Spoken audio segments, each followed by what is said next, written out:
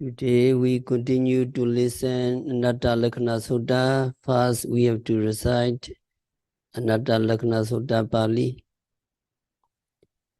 page 120, number 6. Buddha asks a question and 5 bhikkhus have to answer regarding the rupa. Can you follow me, Pali? Tange minyata bhikkhave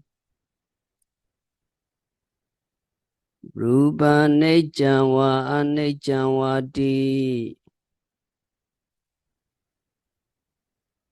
anicca bande yambana necca dukkha vata sukha vati dukkha bande yambana necca dukkha viprinama dhammam kalanutta samanupasito etamama esohamasami esome attati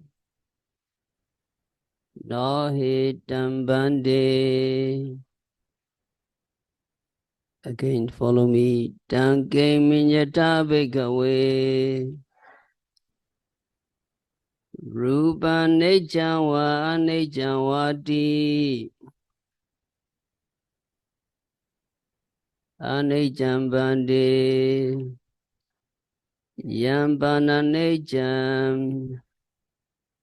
dukkha vata sukha vati dukkha bande yambana necca dukkha viprinama dhammam kalanutta samanupasito etamama esohamasami esome attati no hitam bande. We recite together. Tange minyata bhikkhave rupa necca va anecca vati anecca bande yambana necca dukkha vata sukha vati dukkha bande yambana necca dukkha viprinama dhammam kalanutta samanupasito etamama esohamasami esome attati no hitam bande. Translation, follow me. Monks, what do you think? Is rupa material, permanent or impermanent? Impermanent, Venerable Sir. That which is impermanent, is it unsatisfactory dukkha or satisfactory sukha? Unsatisfactory, Venerable Sir. That which is impermanent, unsatisfactory, and subject to change, should it be viewed correctly thus? This is mine. This is I am. This is myself. No, Venerable Sir. So in the Anattalakkhana Sutta, Buddha mentioned the 5 aggregates, Rupa, Vedana, Sanya, Sankhara, and Vijnana, are non-self. It is from the part 1. As part 2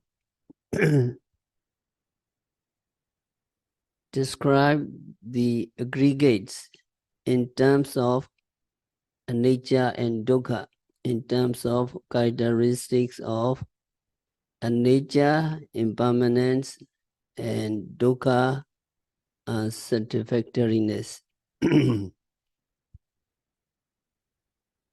So anicca, dukkha, and anatta,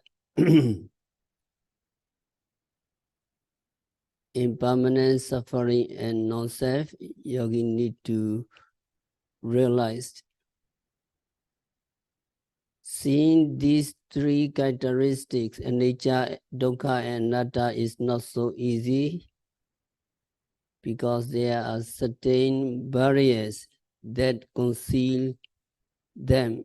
And the Visuddhimagga identifies the barriers concealing anicca, dukkha, and anatta. And it explains how that concealment can be broken.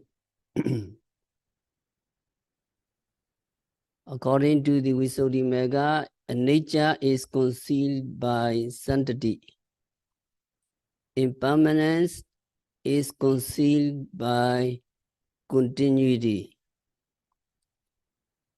The notion of continuity exists because we do not give attention to rise and fall. So there are two factors here: continuity and failure to see the rise and fall of the aggregates or mind and matter. What is continuity? What is sanctity? Actually, there is no continuity. Continuity does not exist. It is only a notion. The notion that Namarupa are continuous. And this notion conceals the characteristics of impermanence. When we see something like a rope or a line in the distance, we think that it is a solid line or solid object. But when we getting closer to that line, we see that it is not a continuous thing. It is an army of termites. One termite following the other. On seeing that they are termites, we lose the notion that it is a continuous line. Which is correct? The continuous object or just the individual termites? You see a line of termites at a distance, but the fact is that there's not a line. What is true is the termites, but not the line. Yet we think that it is a line of termites. Why do we think that it is a line, a continuous thing? Why do we not see it as something made of segments or individual small things? Why? It is because we do not see the individual things, individual termites.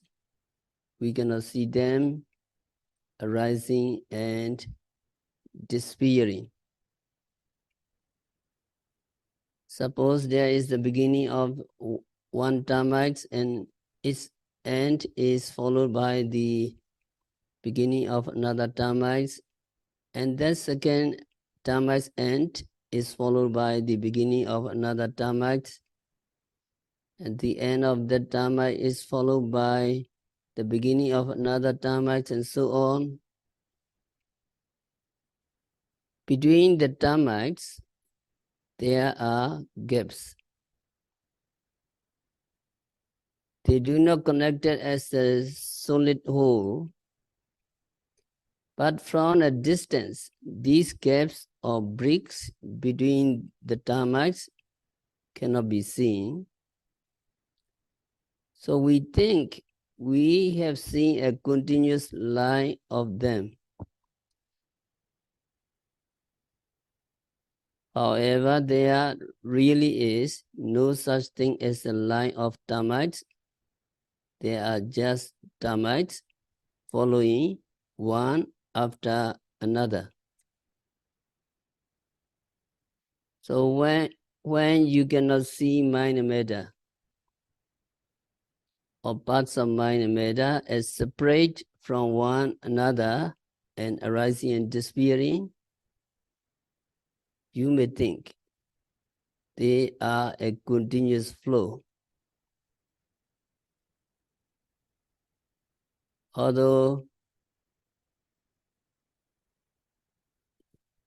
you superficially understand that they are not continuous and they are composed of small parts, if you do not meditate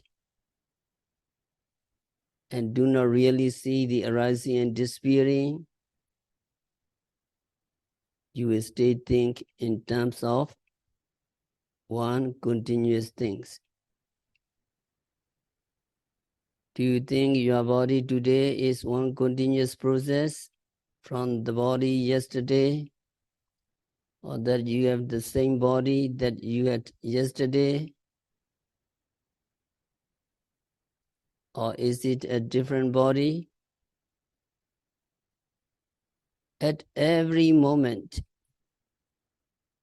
material particles are arising and disappearing. But if you are not mindful, you do not see them. Only when you practice vipassana meditation, like intensive retreat, you can see them clearly. When you see the material particles arising and disappearing, one material particle arising and disappearing, followed by another material properties and so on, only then you will be able to get rid of the view of continuity, the view of sanctity in Pali.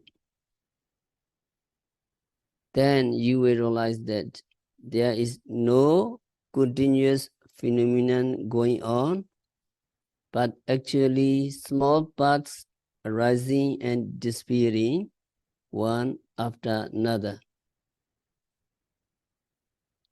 It is the same with the mind. You think that you have the same mind that you had 10 years ago, last month, or yesterday. But through the practice of vipassana meditation, you will find that mind is new at every moment. Sometimes discouraged, sometimes happy, sometimes very faithful in the practice. Mind is new at every moment. In one moment there is one mind or one consciousness, then it disappears and is followed by another type of consciousness, which disappears and is followed by another type of consciousness, and so on. So meditators report the process of mind very clearly. because they watch very closely.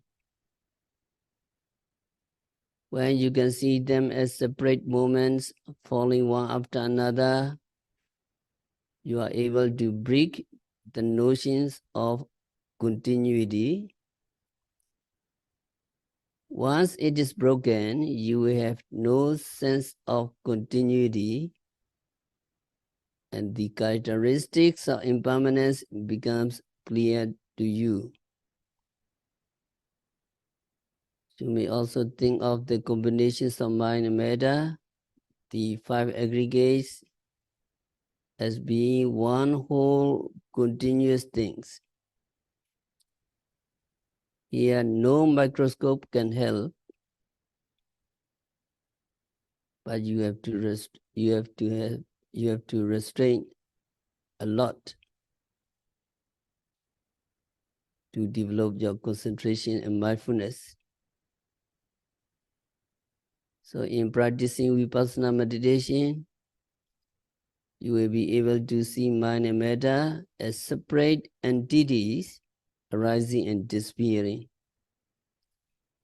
Seeing them arise and disappear at every moment, you are able to break the view of continuity. So vipassana knowledge is the powerful microscope you use to discover the characteristics of impermanence. Just as the microscope is needed to see the truth of material things,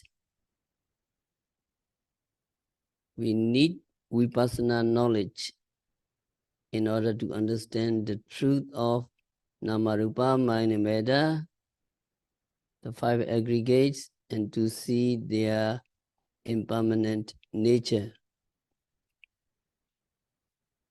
One sub-commentary said that a person who rightly sees rise and fall does not see phenomena manifest in a connected state, but rather in the state of disconnectedness, like iron darts.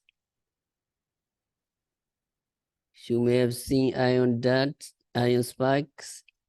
They are like iron darts and are separate one from another. To a person who practices vipassana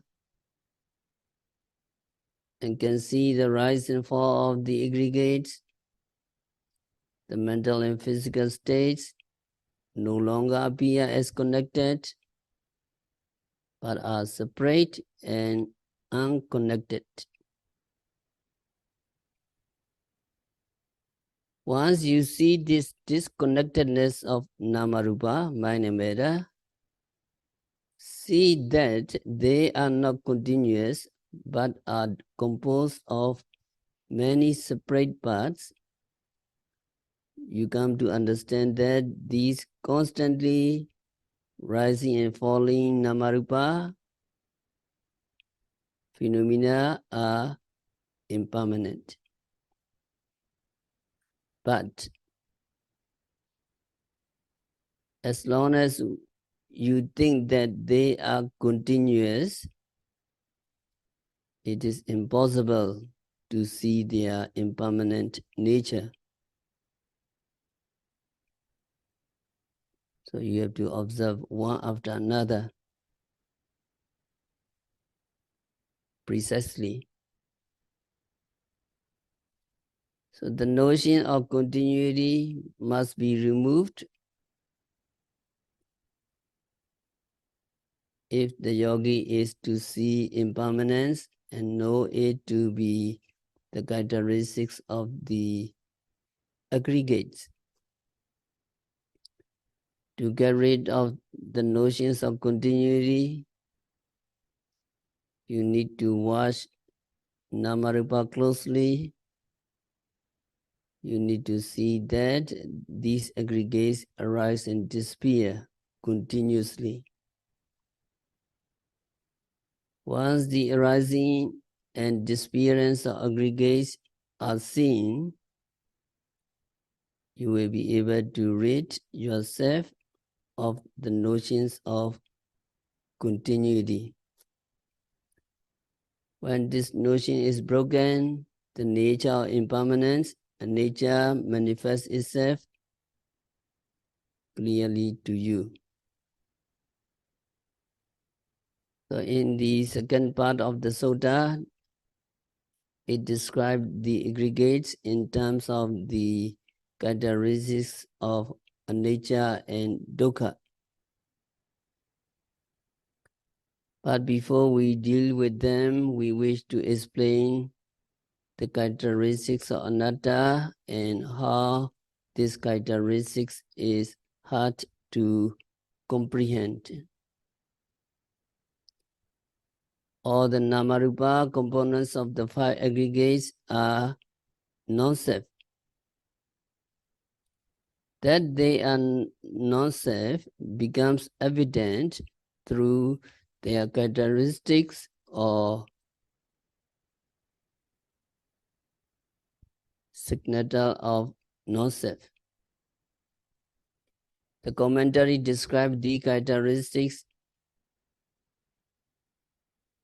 in this way.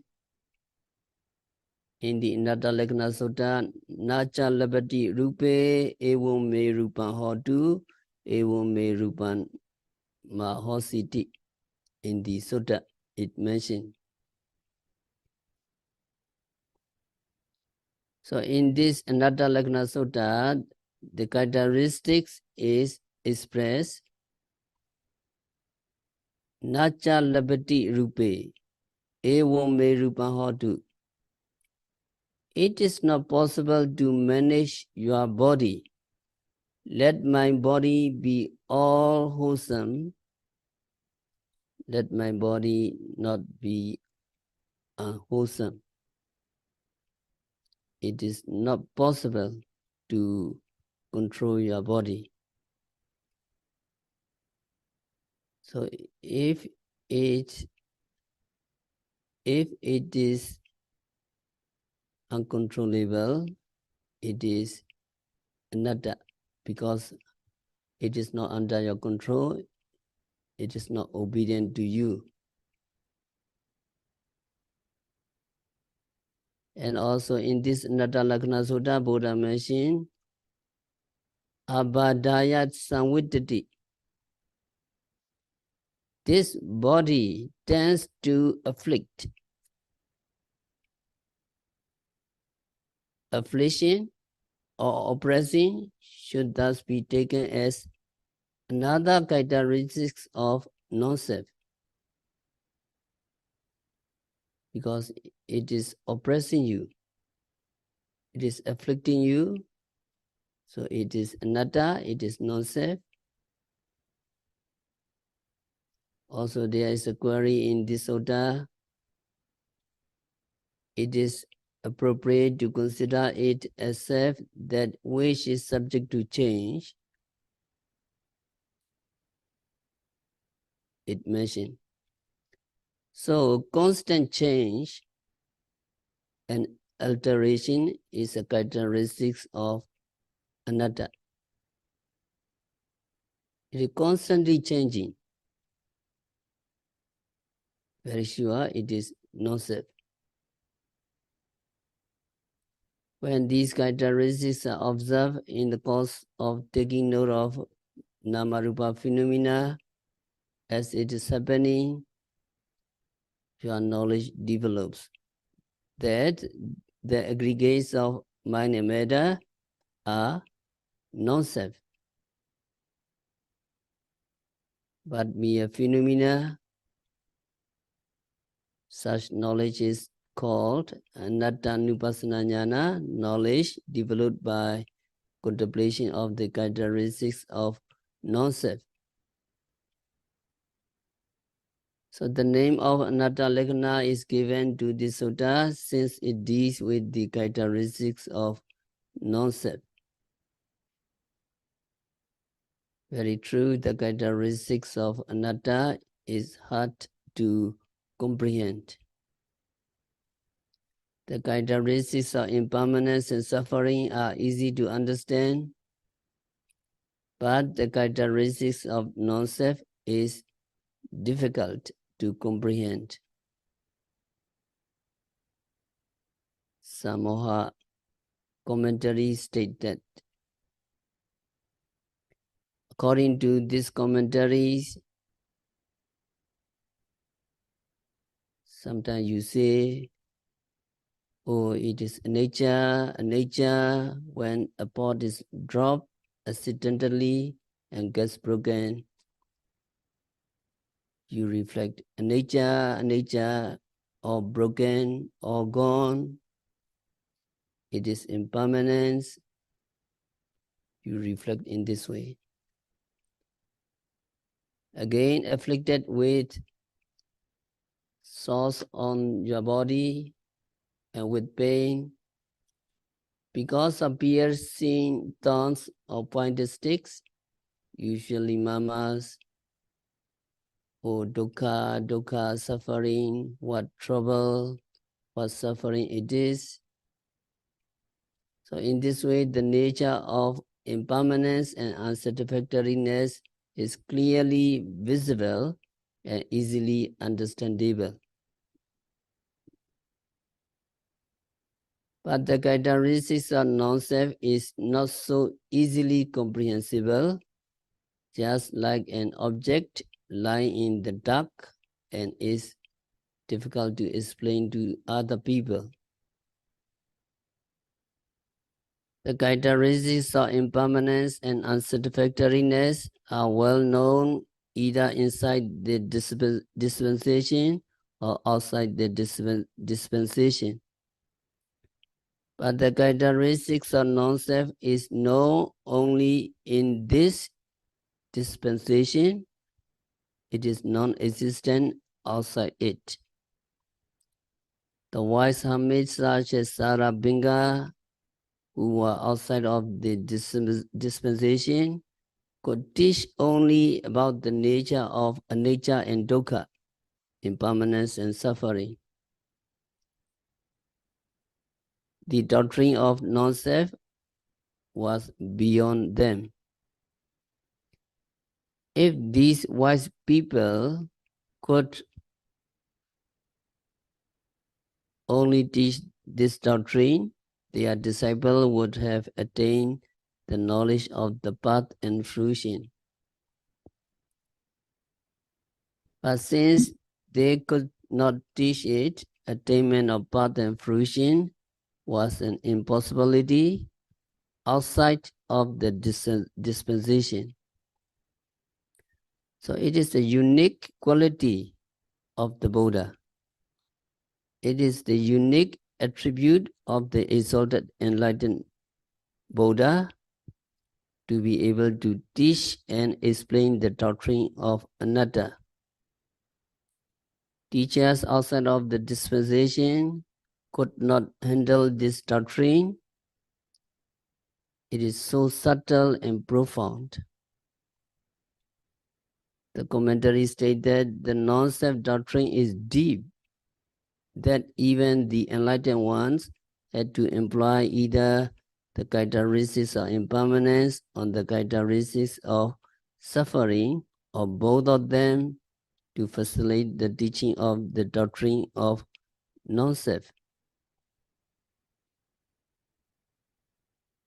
And the sub-commentary explains further that in the above statement of the commentary, the anicca and dukkha, no outside the dispensations, are mere conventional terms, piñati anicca and piñati dukkha, by means of which the idea of non-self could not be known. Only the anicca and dukkha realized, but in the absolute sense, paramattha anicca and paramattha dukkha could be useful in explaining the doctrine of non-self. Anatta, non-self, can be explained by means of anicca. In Chachaka Sutta of Uparipanasa Pali text, you may find anatta explained by means of nature. So according to this Chachaka Sutta, meditator should know the 6 classes of 6 kinds, 6 by 6. Meditator should know what are the 6 by 6. Number 1, the 6 internal bases. You know 6 internal bases. Chakku, Sota, Gana, Jiva, Kaya, Mana. Eye base, ear base, nose base, tongue base, body base, and mind base. 6 internal bases. Meditator should know. And 6 external bases. Sights, sound, smell, taste, tangible object, and mental object. Meditator should know. And meditator should know 6 signs of consciousness: eye consciousness, ear consciousness, nose consciousness, tongue consciousness, body consciousness, and mind consciousness. Meditator should know. And 6 kinds of phasa: eye contact, ear contact, etc. 6 contacts. And 6 kinds of feeling: feeling born of eye contact, feeling born of ear contact, etc. 6 kinds of feeling should be known. And 6 kinds of desire: hunger for sight, hunger for sound, hunger for odors, hunger for smell, hunger for taste, hunger for tangible object, and hunger for mental object. Yogi should know. So you have to know, you have to be aware of these 6 by 6. Can you follow me? 6 by 6. Meditator should know the 6 internal bases. Meditator should know 6 external bases, 6 kinds of consciousness, 6 kinds of phasa, contact, 6 kinds of feeling, feeling born of eye contact, feeling born of ear contact, etc. Meditator should know 6 kinds of desire: hunger for sight, hunger for sound, hunger for smell, hunger for taste, hunger for tangible object, and hunger for mental object. Meditator should know.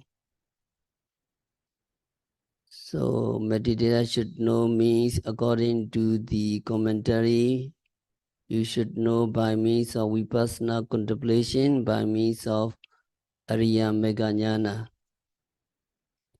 So whenever anything anything is seen, it should be mindfully noticed, so that the eye sensitivity, internal base, the object of sight, external base, the eye consciousness, the contact, phasa, the vedana that arise on seeing are all made aware of. And if liking or craving for that object develop along with seeing, that arising desire Tanna should also be noted as lacking, etc. So in the same way, while hearing, smelling, tasting, touching, and thinking, the six classes of objects should be known to the yogi who is aware of these by noting each phenomenon or seeing, hearing, smelling, tasting, touching, and thinking. The knowledge is gained personally that eye sensitivity, visible object, seeing consciousness, etc., arising and vanishing away, because you observe continuously and meticulously. You realize previously I thought that there is a permanent entity, an enduring self. Now it is perceived by actual observation that there is only a natural phenomena of continuous arising and vanishing. Now you perceive no self, no living entity, then you may even wonder, for whom I do practice meditation. So you may wonder, realization that there is no self is attained through full understanding the nature of impermanence. So in corroboration of this practical experience, Buddha continued to state in this Chanting Sutta, the sensitive material qualities of the eye, which serve as the base for eye consciousness, arise and vanish on every occasion of seeing. It is not permanent. It is not the seemingly enduring, everlasting entity, the self. If you say the eye sensitivity itself, it will amount to saying yourself, atta, is arising and passing away, not stable. So it must be concluded that the unenduring material qualities of the eye sensitivity is not self.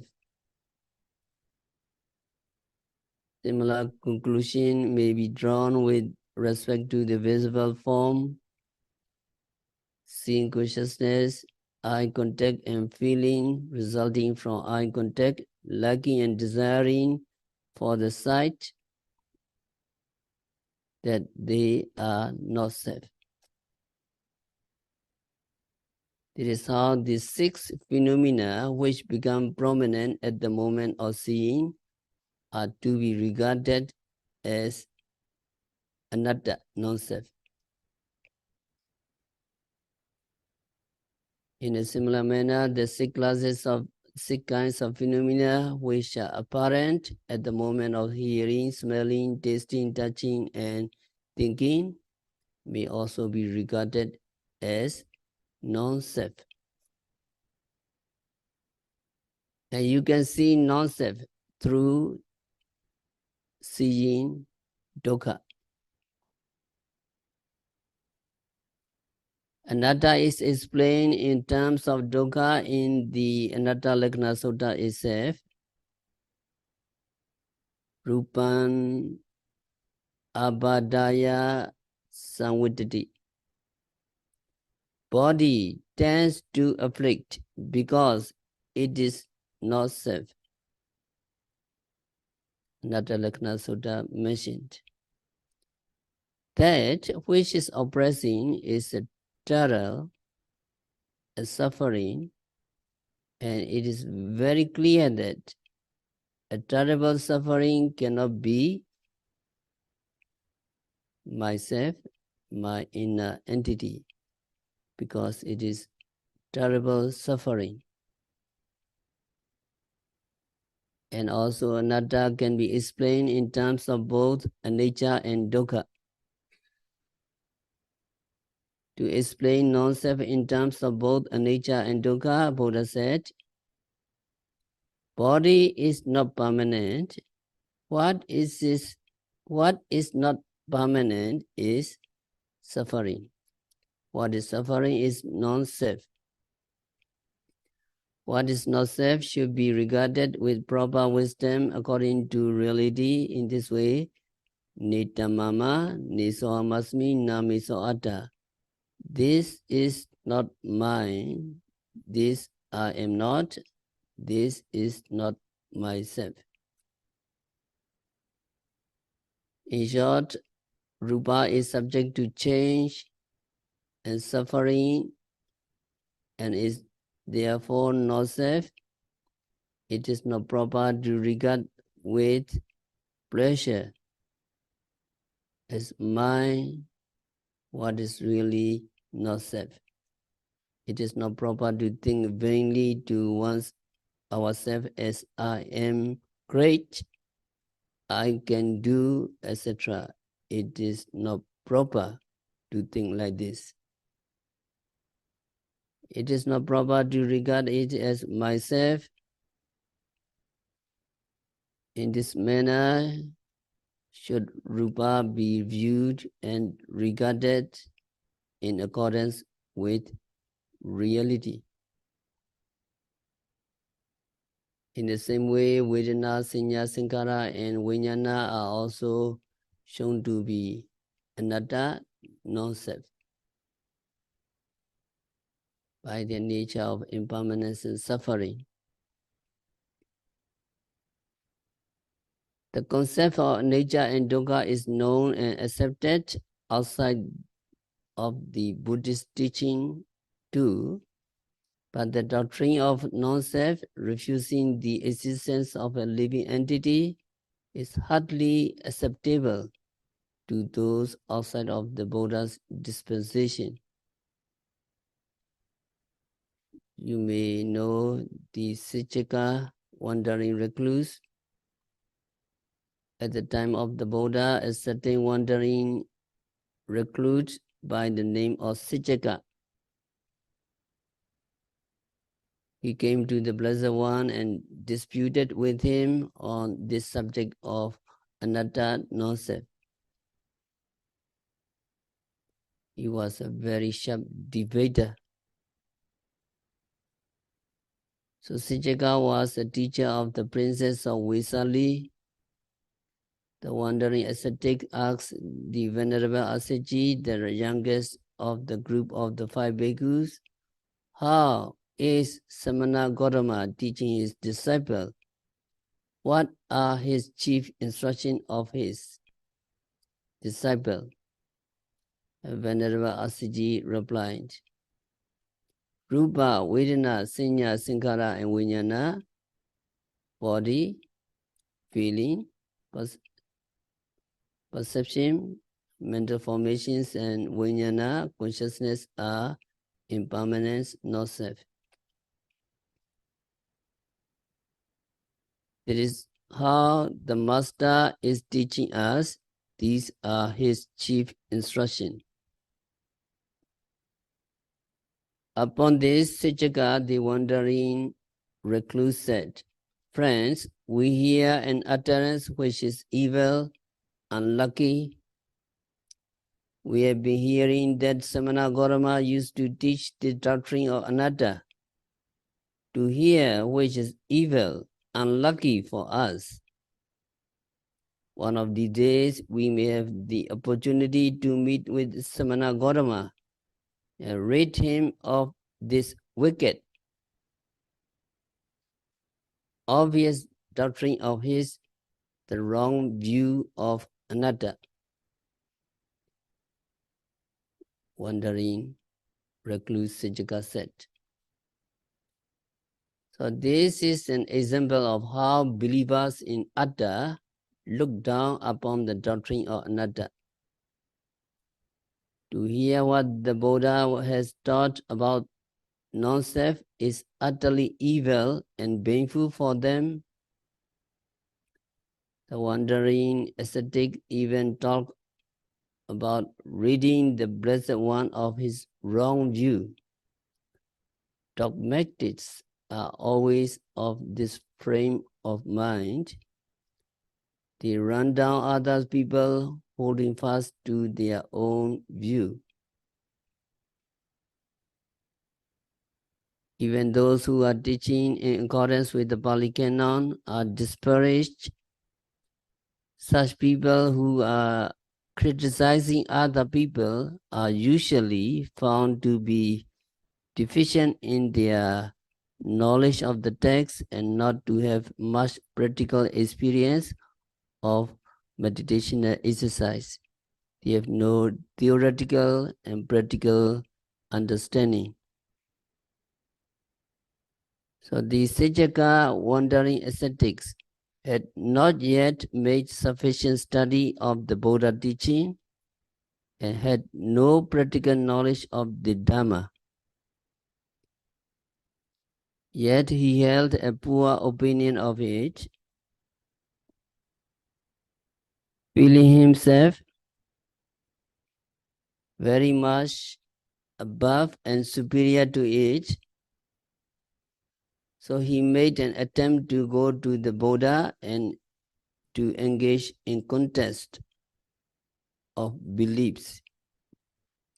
Sejaka was feeling certain to come out the winner in the contest, and he wanted people to witness his victory.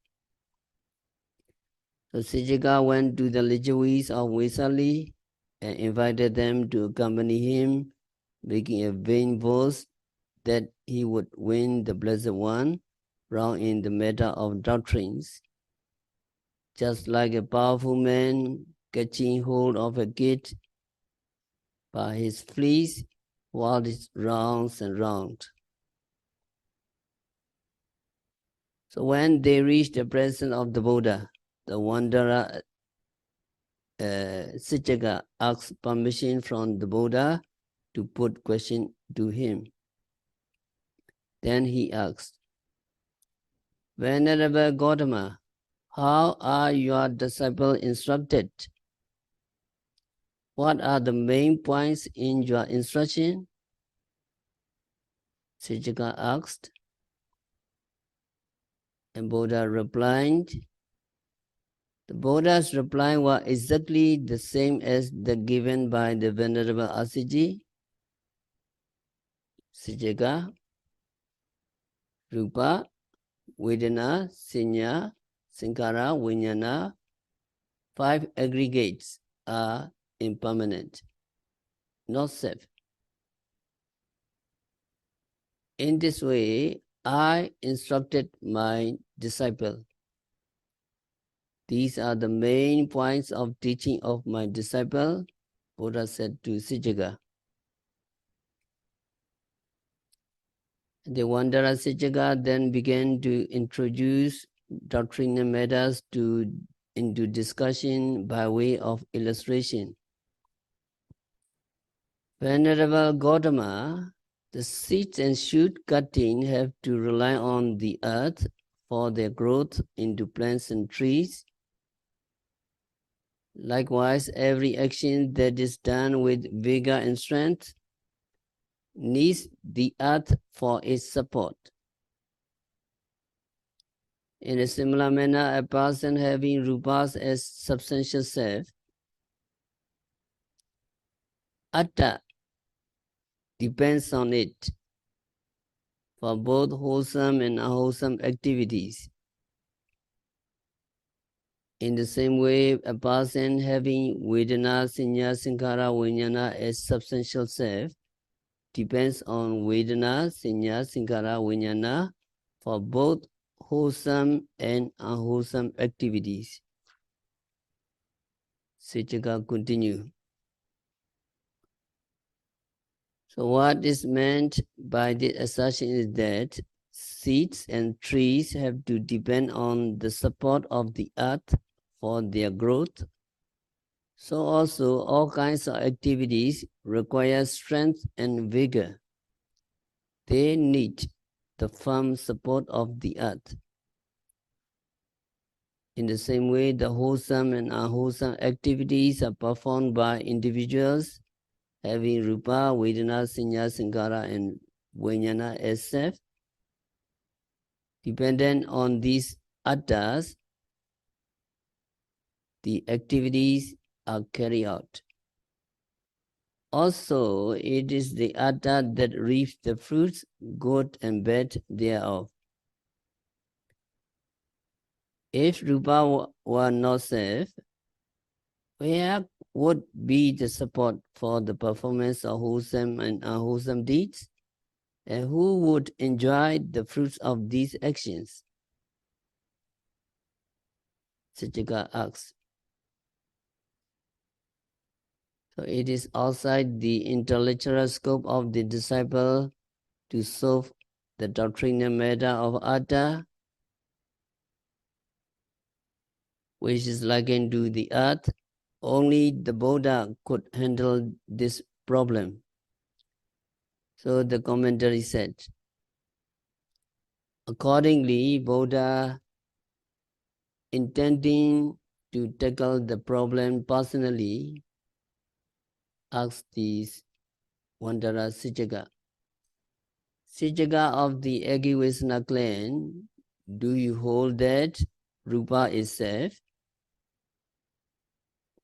feeling is self, perception is self, mental formation is self, consciousness is self? Buddha asks Sijaka.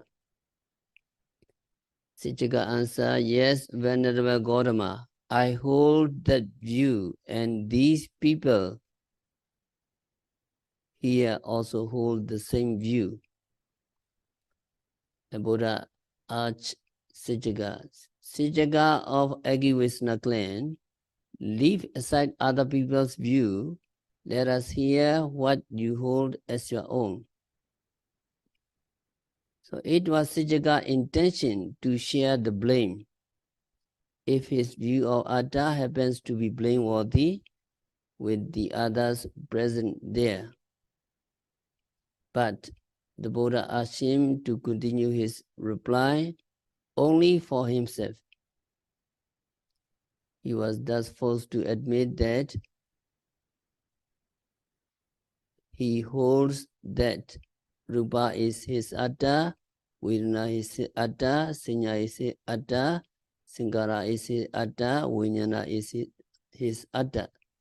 So he confirmed that Rupa, Vedana, Sanya, Sankara, Vijnana are his atta.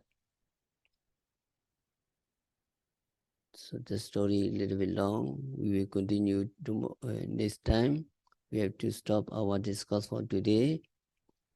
By practicing vipassana meditation, by observing every phenomena occurring at the six senses, by noting rising, falling, sitting, seeing, hearing, smelling, tasting, touching continuously and meticulously, may all yogis be liberated from all suffering. May all yogis realize the real peace in the very near future. So.